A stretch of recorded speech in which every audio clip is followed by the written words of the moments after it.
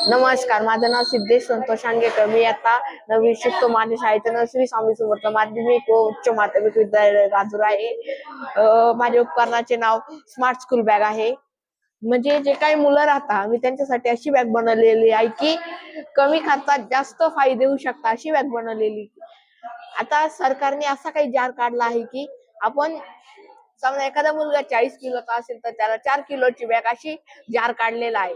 पण मुलं असे करतात की जास्त ओझ्यान येतात स्कूलला. मग मी त्यांचा कमी करण्यासाठी ही बॅग बनवलेली आहे. आपण पाहू शकतो बॅग. आपण बॅगला म्हणजे आता आपण चालू करूया. ही शून्य आपल्या इथं शून्य दाखवत. आपण हे डेस्क याच्यात टाकल्यावर मग समजेल किती वजन झालेलं आहे.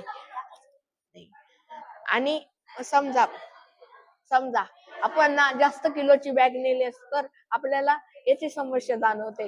पाठदुखी, हातपाय दुखणे अशी समस्या जाणवते. पण काही काही मुलं ना खूप लांबून वाड्या वस्त्यांवरून येतात. त्याच्यामुळं मी अशी बॅग बनवलेली आहे की त्या बॅगीचे वैशिष्ट्य म्हणजे आपण ना 300 किंवा 400 रुपयात ही बॅग आपण बनवू शकतो घरगुती पण. आणि म्हणजे समजा काही काहींचे आई वडील शिकेल नसतात, मी त्यांच्यासाठी पण ही बॅग बनवलेली आहे. म्हणजे कसं आपण शाळेत जातो, आपण सेन्सर पण वाचतो. म्हणजे आपलं हे इथलं बजर वाजलं की कळतं किती जास्त बॅग झालेली आहे. आपण या साईडला पाहिलं तर आपण इथं बटन पण लावलेलं आहे. म्हणजे समजा शिक्षकांना डाऊट आलं तर हे बटन दाबून पाहू शकता. अशी बॅग आपण बनवलेली आहे. प्रॅक्टिकली कसं दाखवशील मला सांगतो.